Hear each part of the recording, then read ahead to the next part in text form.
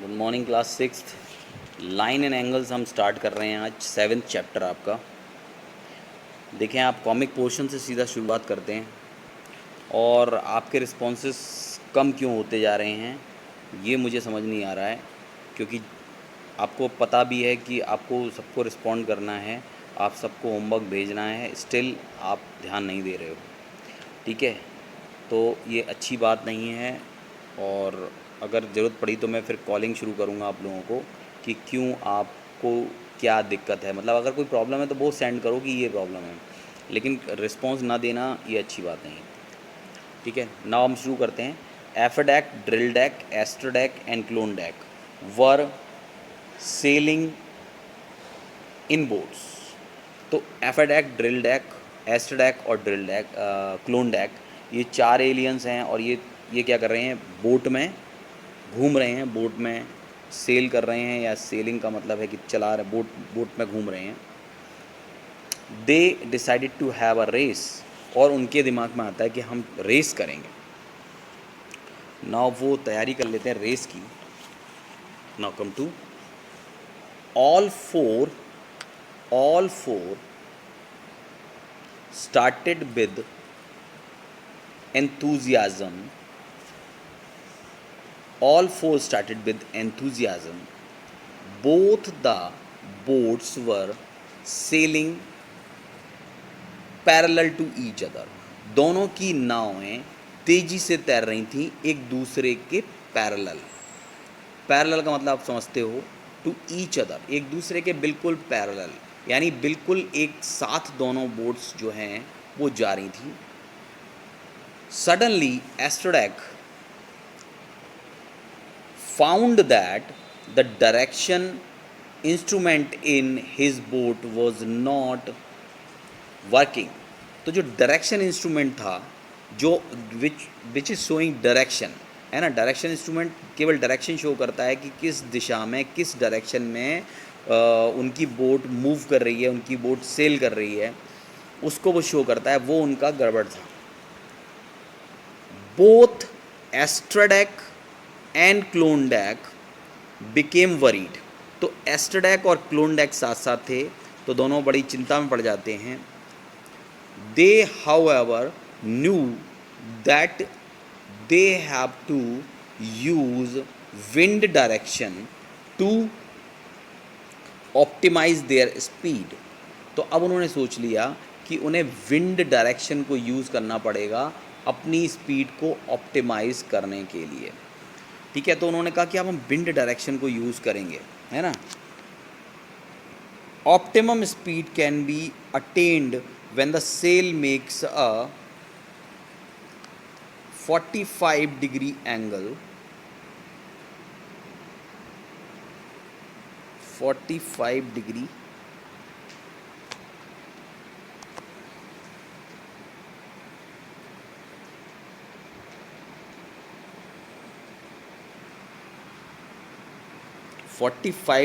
Angle with cross wind, यानी cross wind के साथ अगर जो सेल है, जो ये जो ऊपर का जो स्ट्रक्चर है, तो ये जो होता है, अगर ये 45 डिग्री का एंगल बनाता है विंड के साथ, तो जो बोट की स्पीड होती है that will be maximum.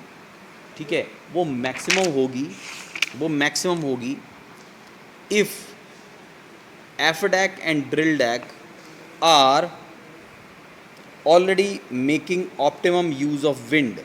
How can Astrodeck and Clondeck also do so? तो Astrodeck और Clondeck कैसे और कर सकते हैं इसको? Wind that strikes the boat at an angle of 90. ठीक है,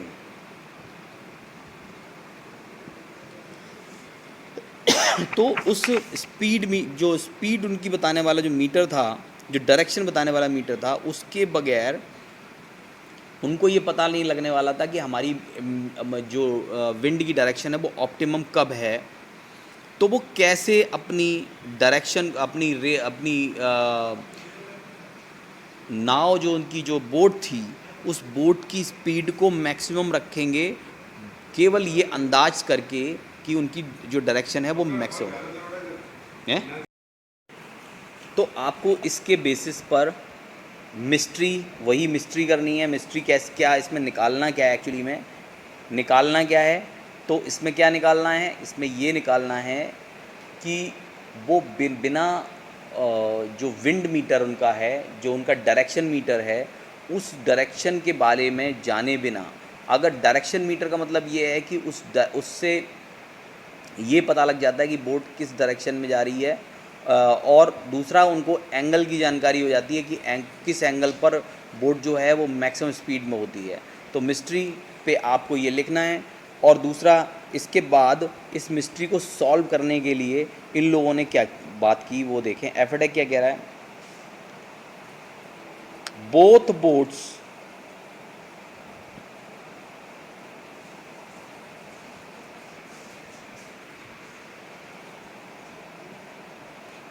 boats are sailing in straight line. दोनों बोट स्ट्रेट लाइन में एक तो जा रही हैं। क्लू है ये एक तरह से। Wind direction is important while selling a boat. Wind की डायरेक्शन बहुत इंपॉर्टेंट होती है, इसीलिए उसमें विंड डायरेक्शन के लिए मीटर होता है। तीसरा, the word parallel is important hair. यहाँ पर वर्ड पैरेलल बहुत इंपॉर्टेंट है। Both boat will not cross each others path. और दोनों जो बोट्स हैं वो एक दूसरे के पाथ को क्रॉस नहीं करेंगे, ऑब्वियसली नहीं करेंगे, दोनों पैरेलल हैं। तो आप फाइनली क्या रिज़ल्ट आपके हिसाब से होना चाहिए, आप उसको इस हाइपोमेनिया में लिखिए। ठीक है, इस हाइपोमेनिया में लिखिए कि और एंगल्स या इतना तो आप समझ ही लीजिए कि आप यहाँ पर पैरेलल की, बार बार पैरेलल साइड, डायरेक्शन की बात हो रही है, एंगल की बात हो रही है। तो इसका मतलब है हमें अगर ये सब जानना है, इस सब चीज़ को जानना है जो हम बात कर रहे हैं, तो उसमें हमें डेफिनेटली जानकारी होनी चाहिए। We should know all the things about angles, parallel line, different kind of lines, intersecting lines, parallel lines, angles, है ना। और इन लाइंस और एंगल्स के लिए जानने के लिए हमने ये चैप्टर जो है हम अब स्टार्ट करेंगे। सबसे पहले इसमें जो टॉपिक वो है रिलेटेड एंगल। रिलेटेड एंगल, इस के अंदर आप एक छोटी छोटी चीज़ों को हम पहले, ज़रा छोटी छोटी चीज़ें हैं जो आप पहले प्रीवियस क्लास में भी डिस्कस कर चुके होंगे। जैसे कि एक लाइन हैज़ नो पॉइंट। सबसे पहले तो ये होता है पॉइंट। यहाँ से अगर मैं पूरा पढ़ दूँ तो ज़्यादा अच्छा है। देखें आप, एफएडैक क्या कह रहा है, is there any way by which Astrodek can know the direction of his boat. क्या कोई तरीका है जिससे एस्ट्रोडैक को अपनी डायरेक्शन बोट की पता लगेगी? Yes, there are many ways, easiest of them is to use geometry. यानी ज्योमेट्री यूज़ करके वो अपने बोट का डायरेक्शन पता कर सकता है। Geometry, how can any one use geometry in this case? उसने कहा अरे ज्योमेट्री कैसे यूज़ कर सकते हैं यहाँ पर? आई विल टेल यू, मैं आपको बताता हूँ। Let us start with concept of geometry. हम ज्योमेट्री के साथ शुरू करते हैं। Do you know the difference between a line segment and अ रे? तो लाइन क्या होती है, लाइन सेगमेंट क्या होता है और रे क्या होती है? एक line has no end point. एक देखो लाइन है, लाइन के अंदर ये जो उन्होंने पॉइंट दिखाए हैं ये एरोज हैं। देखिए एरो लगे हुए हैं, एरो लगे हुए हैं। एरो मीन्स होता है कि इसको आप दोनों तरफ इनफाइनाइटली बढ़ा सकते हैं, इसको आप दोनों तरफ इनफाइनाइटली बढ़ा सकते हैं। ये इस पेपर से बाहर कहीं तक भी चली जाएगी। तो ये एरोज से हम शो करने का मतलब ये है कि ये इतनी बड़ी है कि बस हम इसे शो कर रहे हैं दोनों तरफ एरो लगा के। ये इसको तरीका है शो करने का। ये कितनी बड़ी है, नोबडी नोज़ कि ये दोनों तरफ इंडेफिनिटली बढ़ाई जा सकती है। दूसरा है लाइन सेगमेंट।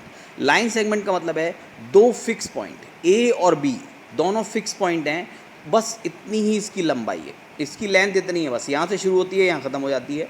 तो ये 2 पॉइंट के बीच का लाइन सेगमेंट है।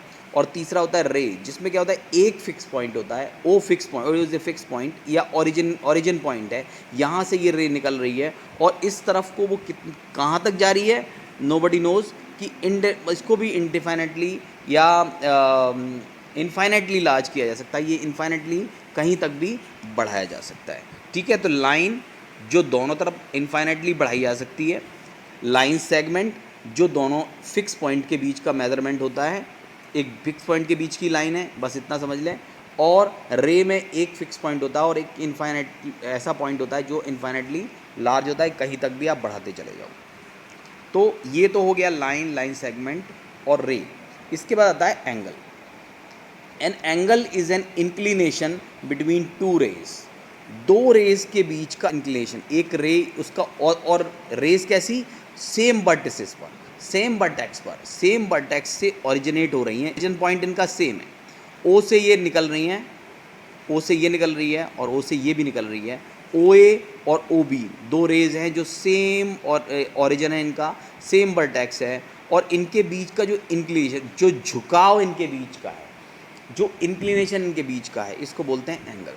तो angle is an inclination between the rays with the same initial point, उनका initial point will be same. तो आप अभी एक जो बेसिक चीज़ है वो मैंने बता दी, इसको आप आराम से पढ़ना, और उसके बाद मिस्ट्री और हाइपोमेनिया आप ये लिखकर मुझे सेंड करेंगे, ये आपका होमवर्क रहेगा। और इसको सेंड करने के बाद नेक्स्ट वीडियो में मैं इसको आगे बढ़ाऊंगा, लाइन्स एंड एंगल्स को। Okay then.